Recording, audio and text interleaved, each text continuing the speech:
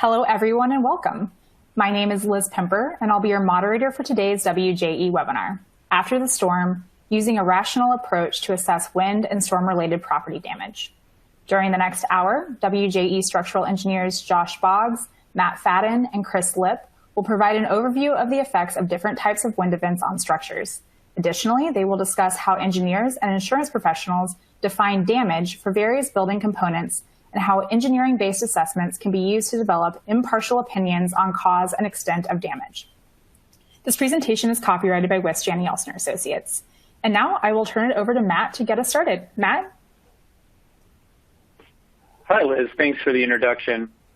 As Liz said, we're going to discuss using a rational approach to assess wind and storm-related property damage, and specifically thinking about how your buildings are affected after a large wind event.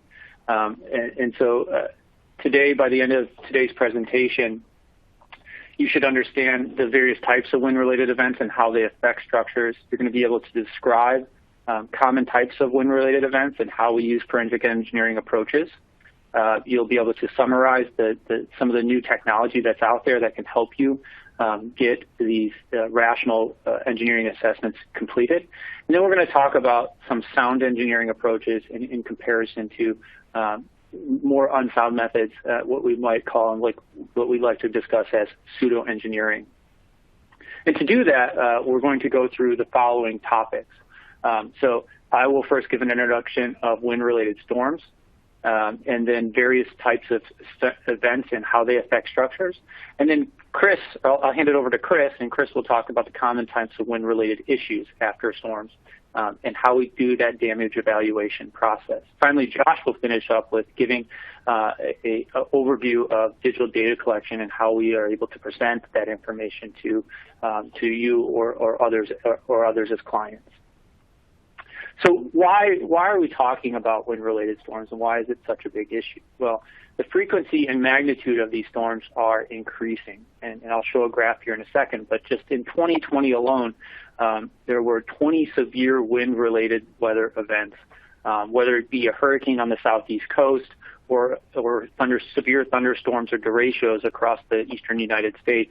The number of these sort of storms and events are increasing year by year. And you can see here, if we look at the 1980 versus the 2020 event, we're seeing that the cost and the amount of tropical cyclones are increasing in the years 2020. And mind you, this has been adjusted for inflation. And so it really is showing that these events are becoming more prevalent and affecting more and more property owners. So let's talk about the different kinds of events so we make sure we all understand, why certain events have a certain magnitude or meaning to us, right? And so one of the biggest ones that we come to right away is tropical cyclones, which are essentially hurricanes. It categorizes as hurricanes and tropical storms, right? And here I'm showing Hurricane Laura coming ashore over Cameron or Lake Charles area, Louisiana. And the thing with tropical storms or hurricanes is they're extremely large in scale, and they're where we're talking about over 200 miles wide in some cases. They originate over tropical waters, so they're pretty well, relegated to being in the Gulf Coast or up along the Atlantic coast in the United States, although it is possible for them to occur elsewhere. And the really big thing is that these can have very strong winds. A Category 5 hurricane has winds well over 150 miles per hour sustained, and gusting over 200 miles per hour. And dissipating as you move out from the central eye, but these wind effects are large in scale.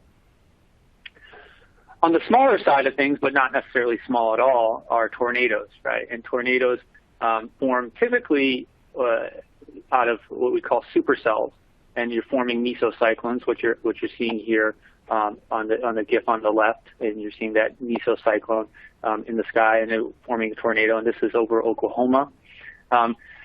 By saying small in scale here, we mean smaller in scale than a hurricane, which could also spur many tornadoes themselves. So tropical storms and hurricanes often spur tornadoes, and that's why Florida appears to have, if you look at maps of number of tornadoes, Florida has quite a few.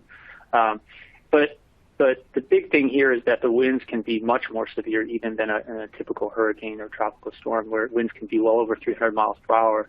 And the scale is more on the orders of miles or miles or several miles in terms of the areas that are affected. Another type of storm that we should really be considerate of is derechos. And derechos are a very severe, long-lived thunderstorm. And I think the important point here is that they are very large in scale, where they're spreading, essentially across a whole state, right, or 250 miles. And they have strong gusts. I mean, 60-mile-per-hour gusts can be very significant, especially in areas that aren't ready for that type of wind event. They are rare, though, compared to typical thunderstorms. And so, for instance, Iowa had a derecho last year that caused some severe damage across the state. But they're more in the order of less than one per year for much of the United States. And just some areas of the U.S. have about one derecho per year. And so it's a storm that can be extremely damaging and have a wide swath of damage as well. So let's talk just a little bit about how wind affects buildings. And why we should be concerned and how we think through things as rational and thoughtful engineers. The effects of wind are really, one of the biggest effects of wind is the direction of the wind. And when wind blows on a building, we have what we call positive pressure, kind of the pushing against the face of the building. But what that does is causes most of the rest of the building to be kind of being sucked by the wind. So you have what we call a wind pressure that is a suction. And you can see that on the right side of these buildings is a suction. And on the top or the roof of these buildings, it is also a suction along the roof of these buildings. And this is very typical. And this is typical for more or less many different types of buildings throughout the country. Things get more complicated with high rises and structures that maybe have some goofy shapes to them. But for a square and rectangular building or perturbations of that is really pretty typical. We'll talk a little bit more about the suction and how that affects buildings here in a second. The other thing that we need to really be considerate of is that wind speed varies with the height of buildings. So, for instance, here this is I think approximately 15 or 20-story building, and the wind speed is much lower at the ground surface due to kind of the friction and the turbulence of the air along that surface, and then increases as we move up in elevation along the building.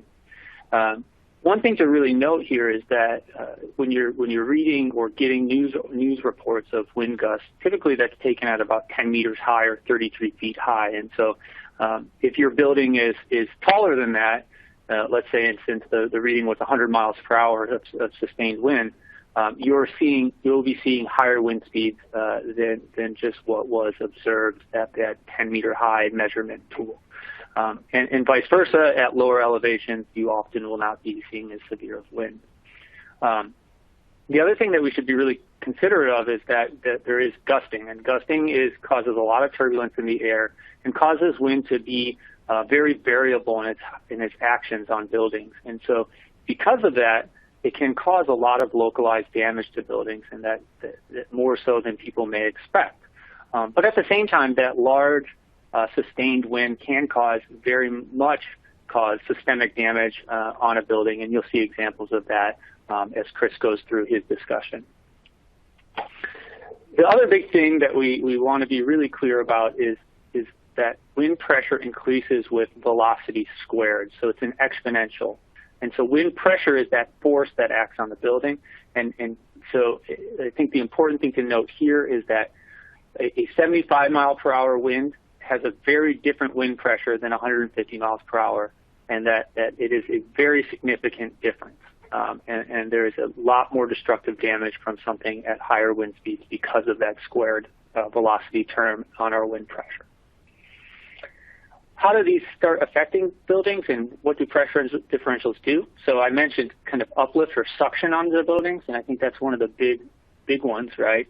And this is on a roof of a building here, and you can see with the red arrows along this building a crease forming, right? And that crease formed due to suction along the roof of this building.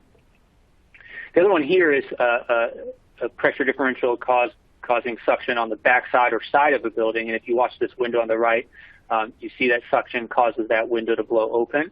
And then what happens is that ultimately pressurizes the building, and then the window on the left here pops out as well. So it's first the suction causes this window to fail. Now the building is pressurized, and that next window fails. Another thing to be really cognizant of is water infiltration. Water infiltration in buildings, and this is water infiltration due to surge. It is not, and this is surge during Hurricane Katrina to be specific, as you can see the date is 2005. But water infiltration doesn't just come from surge. It can also come from pressure differentials and the abundant water that's in the atmosphere and raining down on buildings during a storm. And so, and I think Chris will talk a little bit about this, about how pressure differentials can cause water to actually infiltrate into your building and cause some pretty significant water damage due to a windstorm event. So with that, I'm going to hand it off to Chris, and he's going to discuss the common types of wind-related damage and the rational engineering approach that WJE uses. Thanks, Matt. I appreciate it. So as Matt said, my name is Chris Lipp. I'm in the Atlanta office here with WJE. We're going to go through a couple different types of storm damage that we could possibly see. And then we're going to talk about ways that we as WJE go out and evaluate this damage using a engineering and scientific approach. So the first most common types of wind-related damage you see is impact from airborne debris. Oftentimes in these storms, whether they be a derecho, a tornado, a hurricane, we see the dramatic images on TV, and you're seeing one here where objects left outside end up impacting our buildings or our trees or vegetation or our cars. Any object that's around that can be impacted by this flying debris typically does. And so this is actually an interesting image here. During Hurricane Andrew in the 90s, they noticed that there was a lot of this type of 2x4 debris. And so what they did was they actually started testing impact-rated products with these flying 2x4s.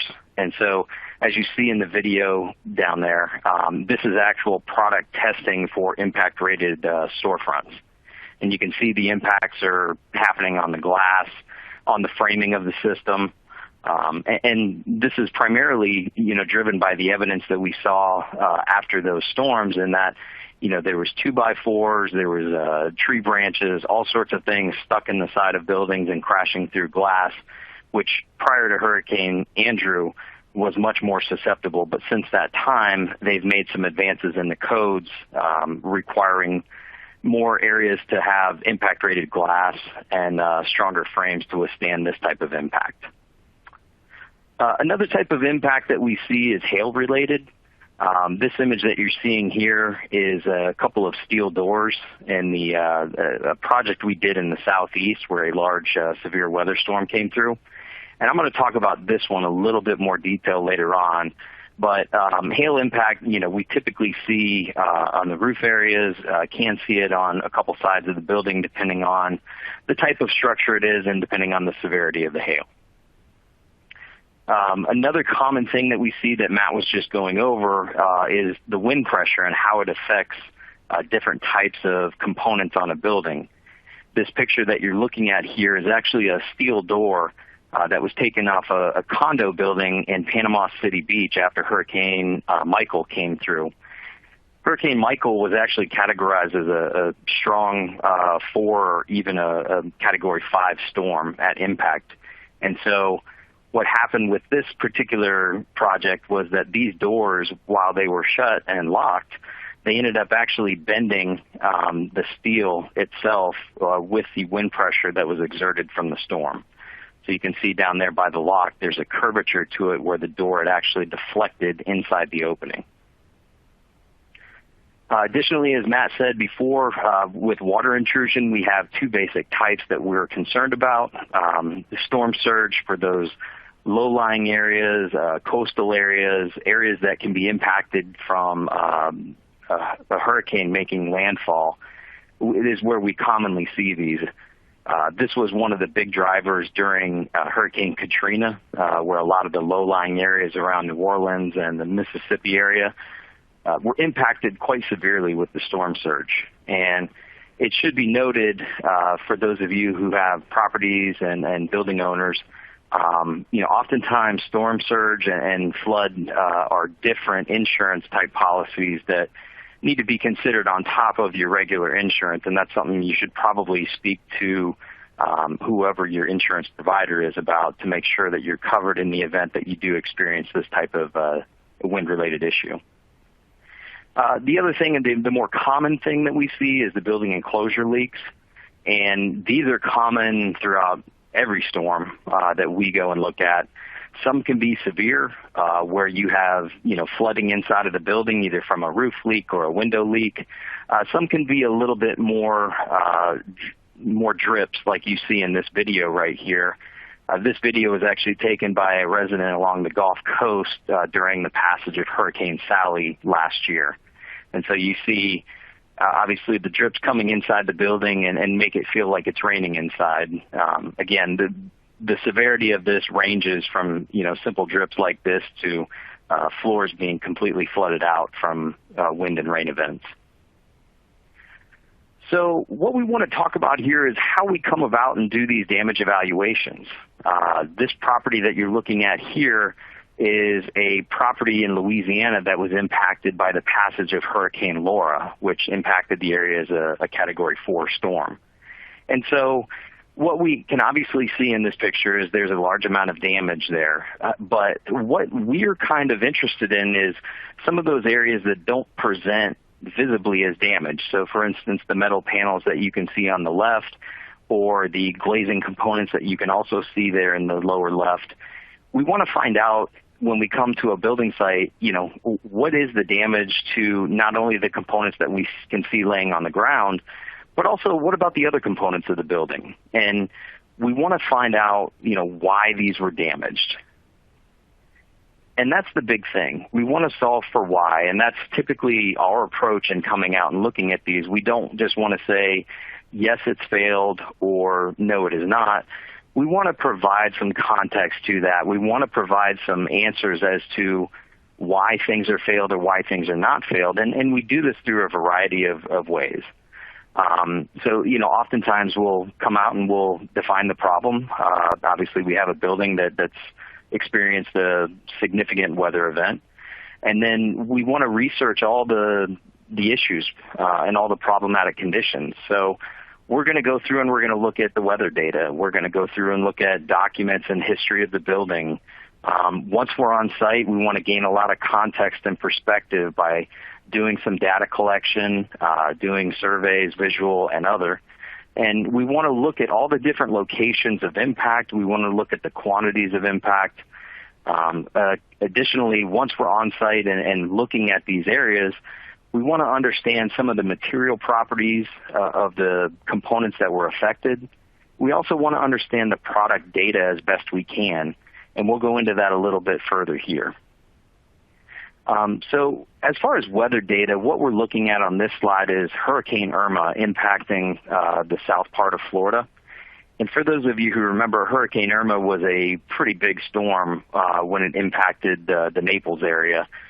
But in looking at the figure on the left, it's overwhelming how big the storm is as compared to Florida, and it looks like it's just a giant buzzsaw running through Florida, which it was. But as we get down into more granular data, and we look at the slide on the right, we look at the various areas that were impacted with tropical storm force winds and hurricane winds.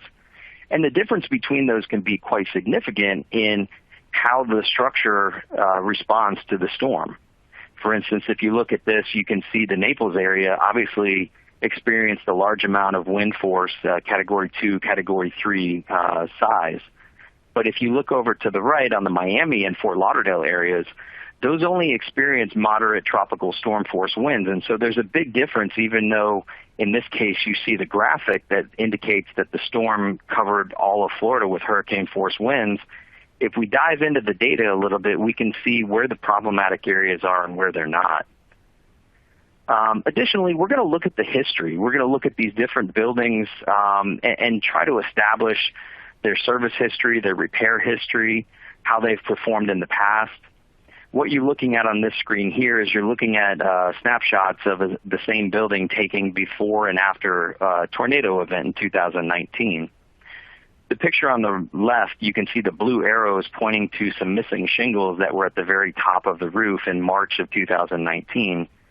Conversely, during WJE's investigation on the right, you can look and see there are obviously some missing shingles that weren't present during the March 2019 picture, but have since presented themselves after the tornado event, and those are indicated in the red. But we still see those same blue areas which were missing before the storm and are still missing. So this allows us to kind of evaluate what the storm impacted, where it impacted, and how much it impacted.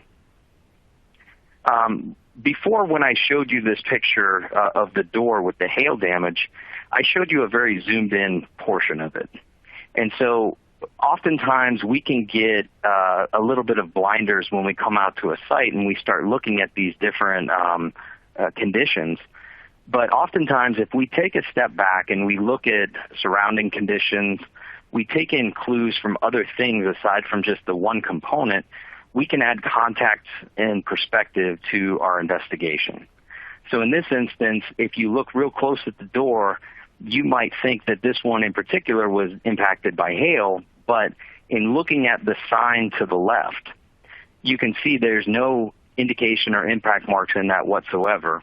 Additionally, if you look at the AC unit that's on the right, you'll notice that there's no impact damage to that either. And so as we're collecting this perspective and this context, we can see that surrounding components have not presented themselves with the impact damage. And in fact, the door was actually experiencing a paint issue, not necessarily a hail issue, but it did present as such. Additionally, we're going to look at locations and quantities of different damages. For instance, on the picture on the left, similarly, we're looking at a hailstorm. It's got damages to the glass that are located both above the door and at the door. And when we look at that, the damage to the glass above the door seems to be covered by a fairly protective covering, which would likely shield it from a lot of impact. But the lower areas, likely are exposed. Additionally, we're going to look at the locations of these from a 30,000-foot view, if you will. We're going to try to identify patterns. We're going to try to identify locations and where things were impacted, and that leads us to our ultimate conclusion when coupled with many of the other things that we're talking about here.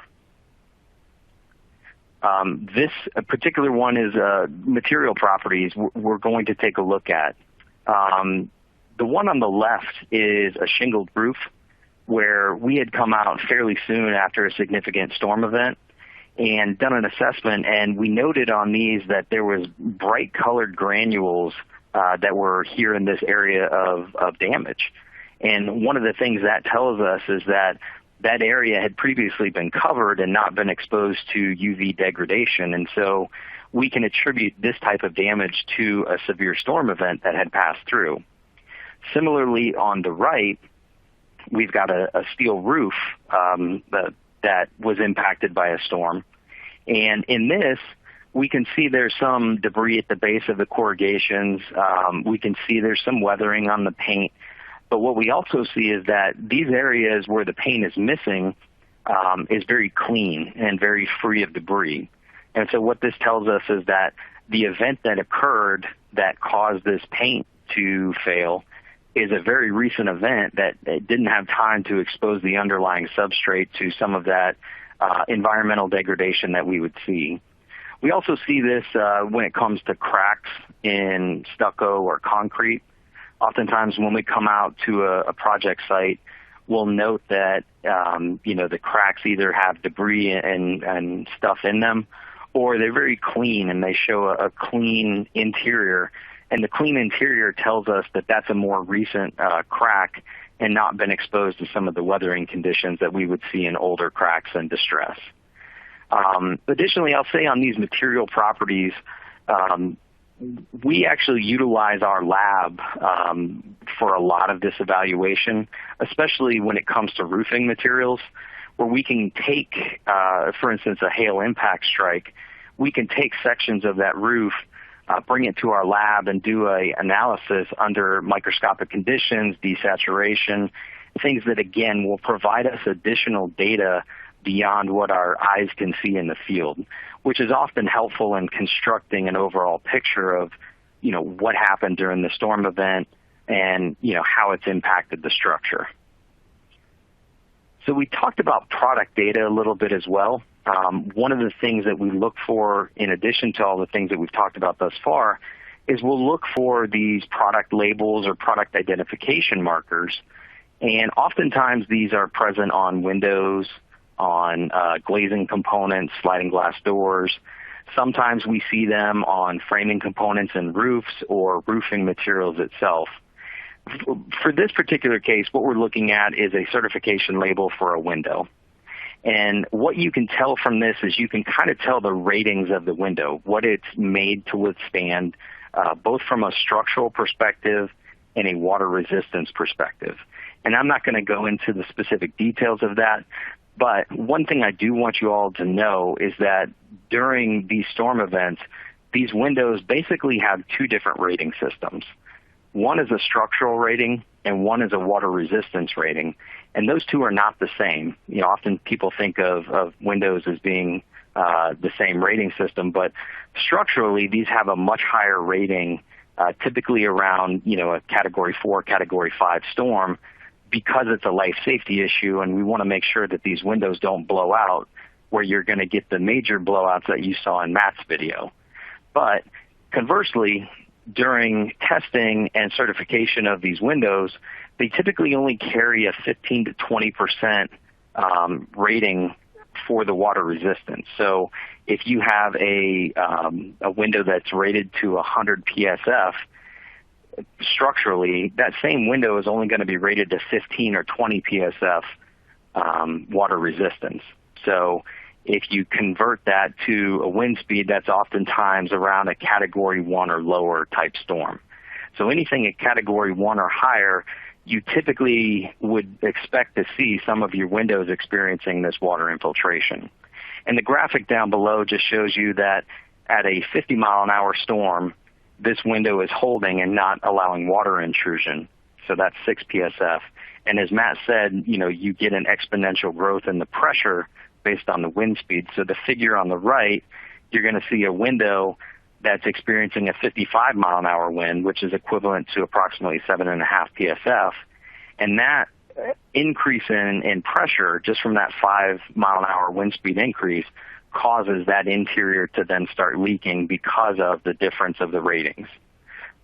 So again, takeaway from this is that windows typically have a much lower threshold for water resistance than they do for structural. Another thing that I want to point out is when we come out to site, attention to detail is very important. So this picture on the left, we come out to a site and we see multiple dents in a downspout. Obviously, after a storm event, that's of interest to us.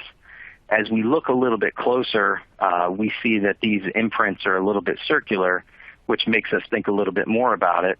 And then as we get even closer and more granular to it, we start noticing golf balls behind the downspouts. And so if you're like me, this is typically where I like to play my golf, is over here in the out-of-bounds area, where these golf balls are stuck behind these downspouts, creating the effect of showing that we had some impacts over here, but most of that is due to the golf balls impacting from the adjacent golf course. So we talked earlier about Psuedo Engineering, and one thing to make sure we understand here, when we're talking about Psuedo Engineering, we're talking about claims that based on inappropriately applied science or testing. In this particular instance, we have a condo unit in Florida where water infiltration was observed in about 25% of the units. The property owner detailed the leak locations prior to our arrival and then presented that to us.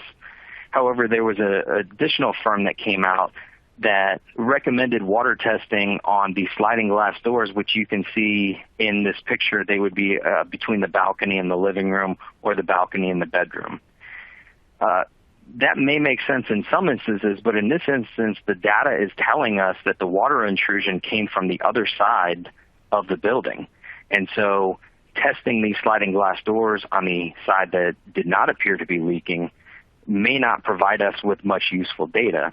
And so what we did when we came out is we documented all this and took a look and notated where all these leaks were occurring.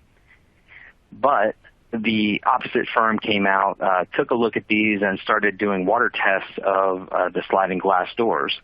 So in this particular case, even though the data was telling us that the water intrusion was occurring from the opposite side, this firm had somewhat of an agenda when they came out and were starting to test sliding glass doors and windows on the opposite side of the building.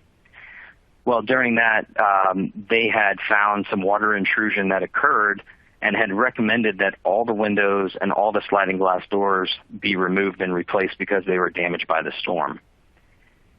And as a rational-based approach, we certainly took a look at that and evaluated all the things that we just talked about.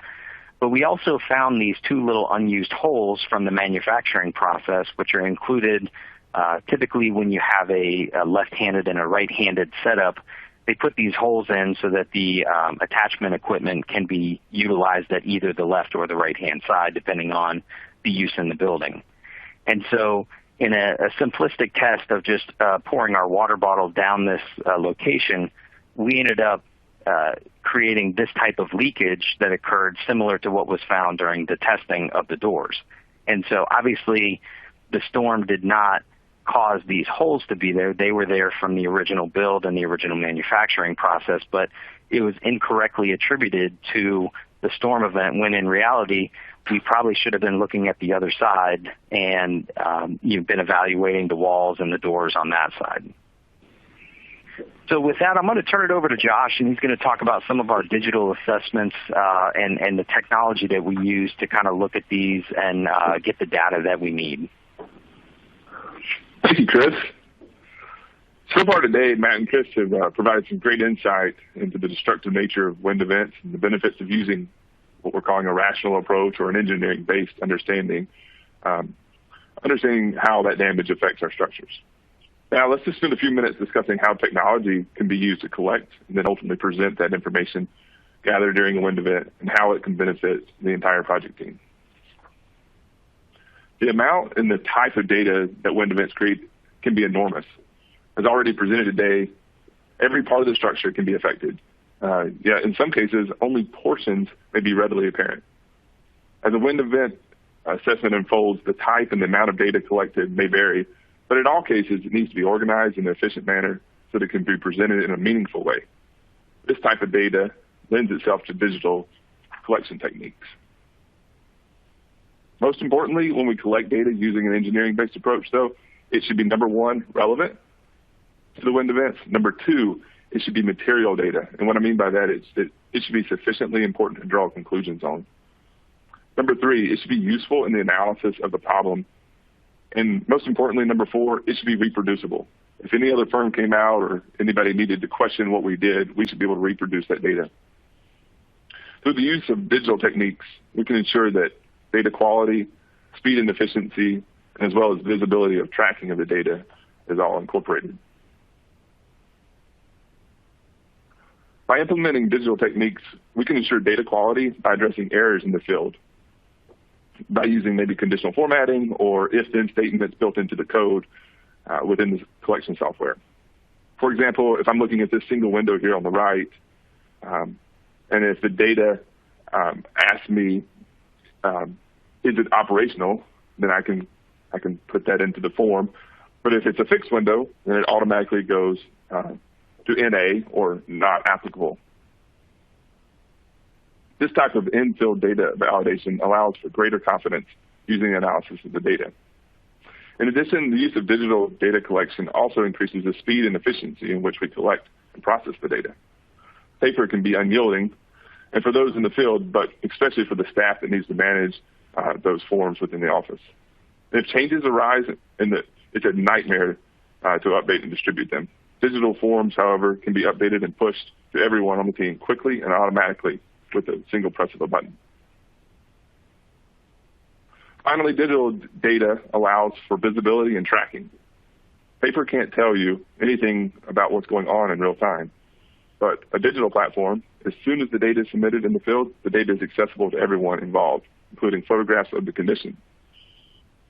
Since wind assessments are typically large projects involving multiple personnel, maybe multiple firms, especially over multiple days, this visibility provides real-time progress, provides anomalies within the data, trends for the teams to be aware of, or other analytics that can assist in the successful completion of the project. Of course, data collection is essential to successful completion of a wind assessment, but we also have to correlate that data to the structure in a very meaningful way. So let's talk about how technology can be used to better visualize the data. First, let's just talk about robotic panoramic photography. You've all heard the saying that a picture is worth 1,000 words. But too many pictures, especially without context or perspective, as Chris had mentioned before, can be overwhelming and simply just not helpful. Instead, the use of robotic panoramic photography allows the stitching of hundreds of photographs together to create a single reviewable image of the structure. This image consists of over 700 photographs taken from a single vantage point across from an adjacent building.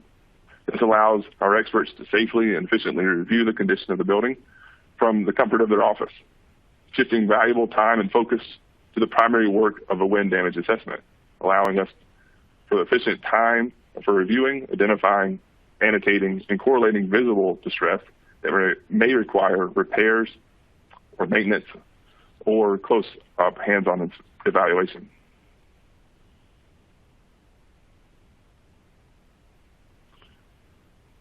.360 cameras are another great use to visualize our data. 360-degree cameras are becoming a really essential part of our assessment toolbox.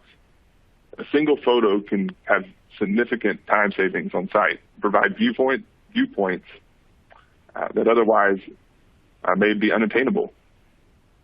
Here is a great example of a 360-degree mounted on an extension pole after a tornado impacted this structure.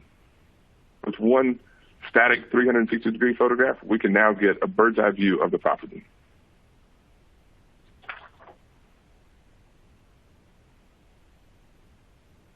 Here's another great case example. 360-degree video was taken of this cupola. And here it captured the entire cupola in about 30 seconds of this video, and we could then review it back in the office, gathering great and valuable information used to determine the cause and ultimately the repair of the structure.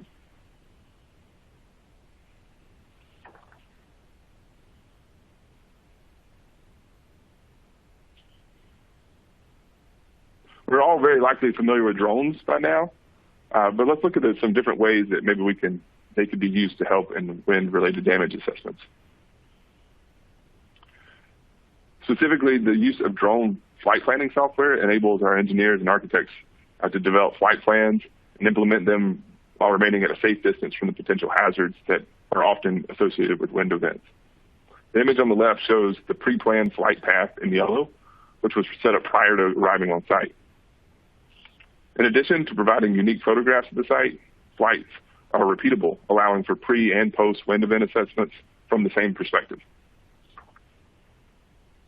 And similar to robotic panoramic photography, as we mentioned just a moment ago, the use of multiple drone images can be used to create a single orthomosaic photograph of the damaged structure. These photographs provide a unique perspective and can be used to determine the extent of damages. Areas maybe for further investigation, or they can assist in the quantification of the repairs. And as drone technology advances, so does the equipment that we can use with them. Here, the combination of infrared thermography and drones allows for the non-destructive visualization of thermal anomalies in the building envelope. It can be used to rapidly survey large areas of the structure, here in this case the roof. As seen in this photograph on the right, the IR scan is overlaid on a photograph of the roof. The orange areas that illustrate changes in the surface temperature, or what we call thermal anomalies, and they indicate the potential for water trapped under the roof membrane. Through a better understanding of these conditions, engineers and architects can develop effective recommendations, maybe for additional investigation, or they can better understand how the wind event affected the structure. Finally, let's talk a little bit about 3D modeling and the use of digital twins in wind event-related damages. Wind event claims obviously occur in three-dimensional world, and sometimes it's more than helpful to see those results in an investigation in 3 dimensions. Here, the use of structure for motion photogrammetry was used to create a digital twin, or a virtual model that accurately represents an object in the built world. Most PDF viewers these days have the ability to annotate and view data in 3 dimensions, allowing the extent of and the location of the damages to be evaluated and presented. And when simple annotations and PDFs aren't enough, we now have the capability of linking 2-dimensional photographs to spatial data in 3-dimensional models. This is now possible via cloud-based online viewers. And in this case, the model can be reviewed in the office and tags can be placed at the locations to illustrate key features or damages found during the assessment. Here, both the roof and the facade-related damages can be illustrated. To be able to view a structure in 3 dimensions truly provides that context, that perspective, and the overall understanding that Chris was talking about from an irrational approach to these types of wind assessments. The data can be collected using drones. In this case, a 360 camera was utilized to simply walk around the building and locate the damages.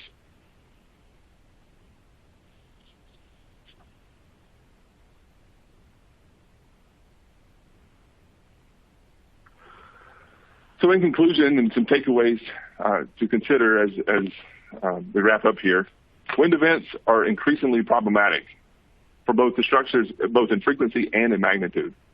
And not all wind events are the same, right? We have to consider the type, the duration, and the extent of that damage so that we can correlate that damage to that particular event. This is how we use and kind of explore the rational approach to our efforts.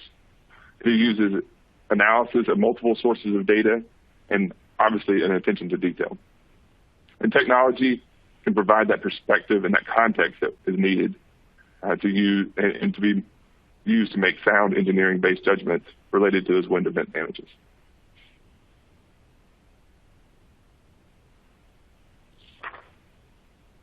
Thank you very much. Now we'll turn it back over to Liz. Thank you, Josh. As a reminder, you can type your questions into the Q&A box and hit submit, and we'll try to get to all the questions before the end of the call, but if we aren't able to get to yours, one of the presenters will follow up with you afterward. All right, let's take our first question. Regarding the window rating system and different PSF ratings, are they required to be rated differently based on Dade County code requirements, or is that for everywhere? So this is Chris Lipp. I can answer some of that question, I believe. So as far as the window rating systems go, a lot of times manufacturers will design products to meet certain thresholds of wind pressure.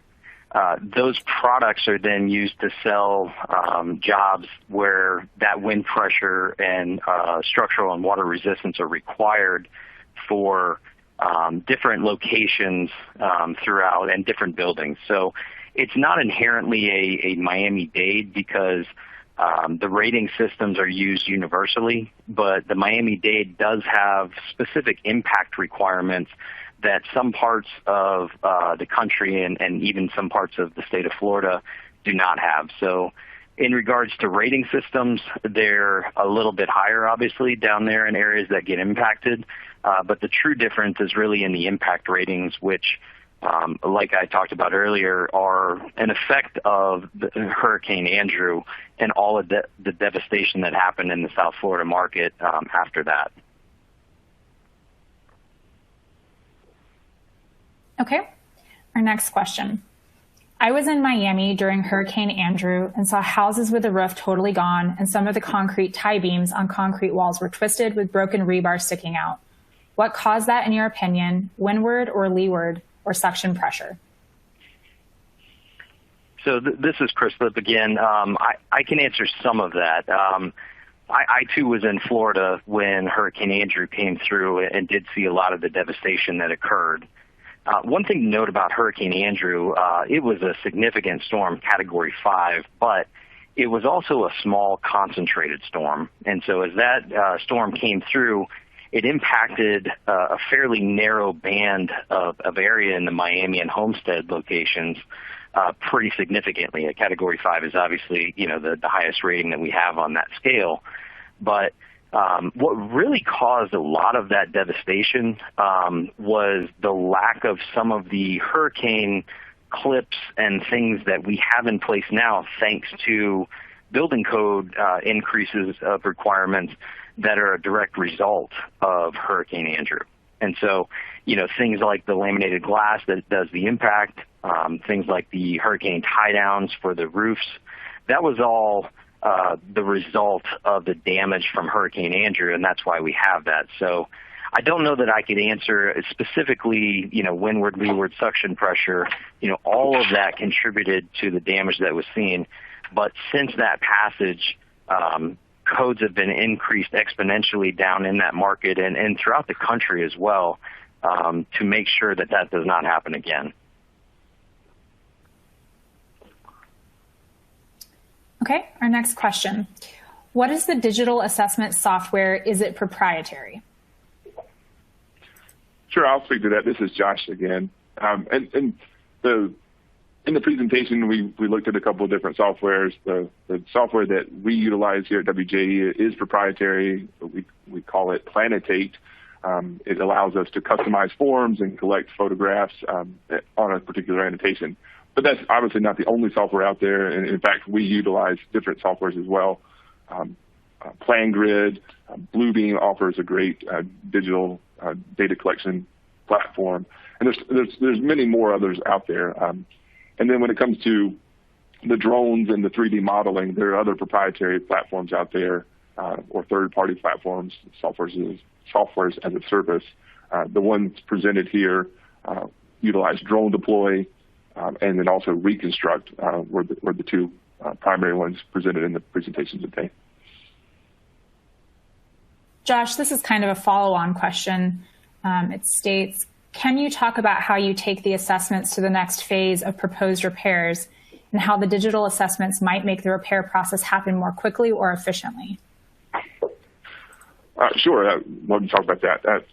Specifically, those storms that are fast-moving tornadoes or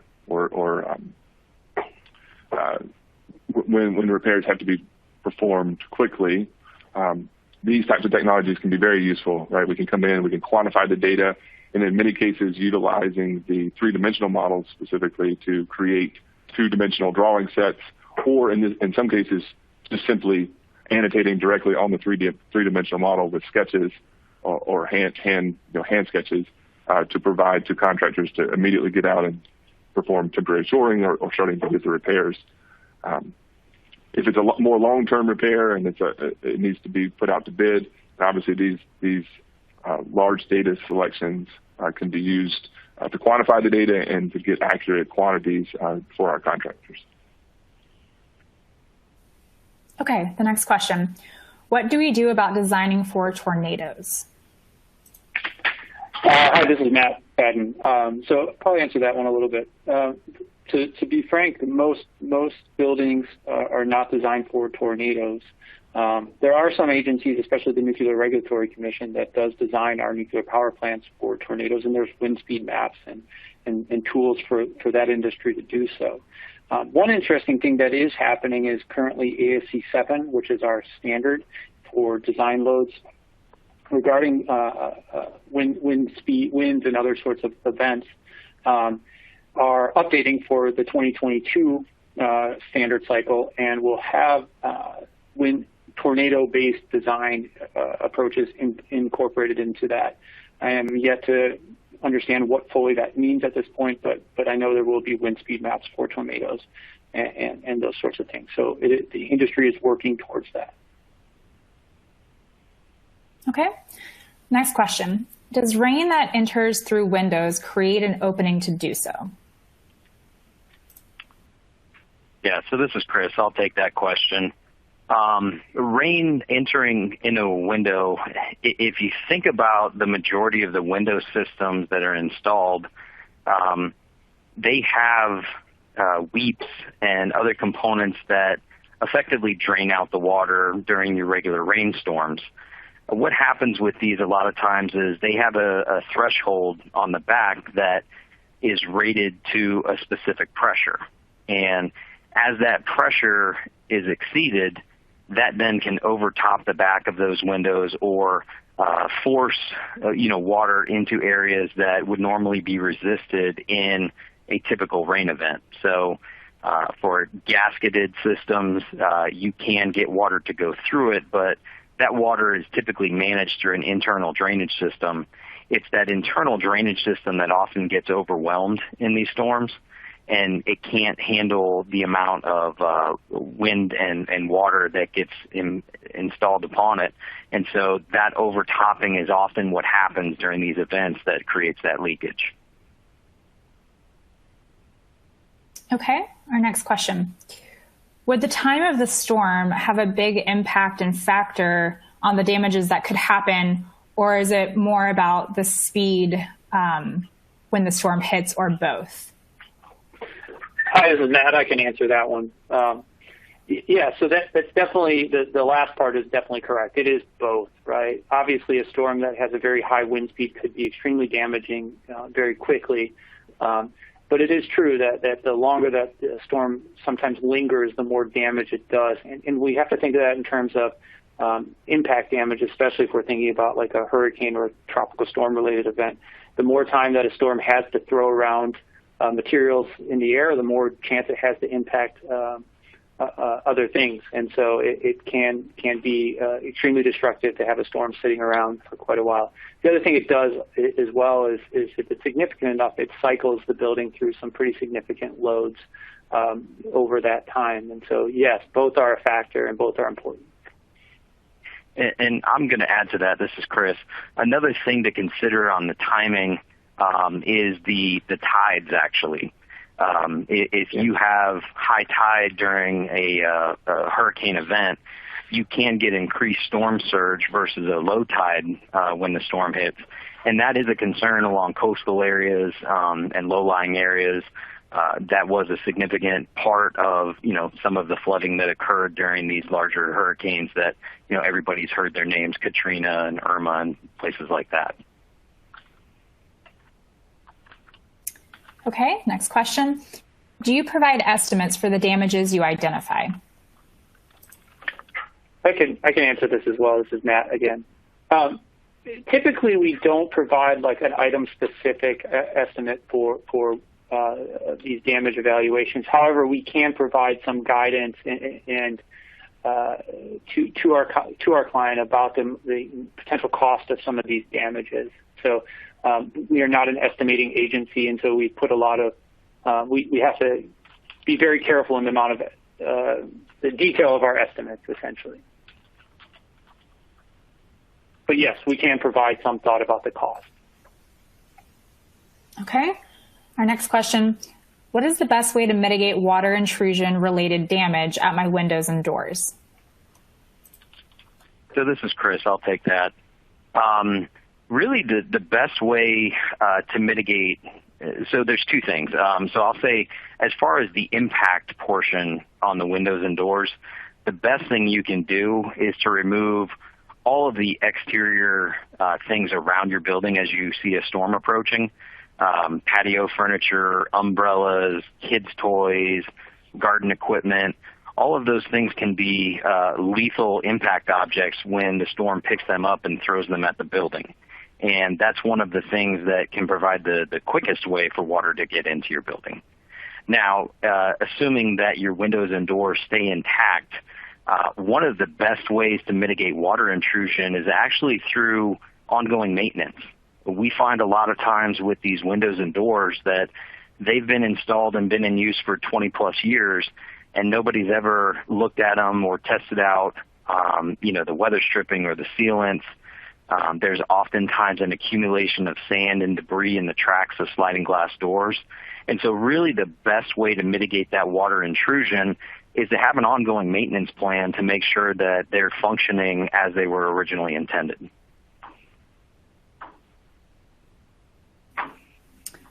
Okay, that looks like that was the last question submitted, so we will go ahead and wrap up a couple minutes early here. Thank you, Chris, thank you, Matt, and thank you, Josh, for the great presentation, and thank you all for joining us today. We hope it's been educational. If you have any questions about today's presentation or anything that comes to mind after the end of this webcast, please don't hesitate to reach out to Josh or Matt or Chris. They'd be happy to answer your questions. And if you have any questions about WJE webinars, you can email me, Liz Pemper at lpemper@wje.com. So again, thank you so much for your time, and we hope you have a great rest of the day.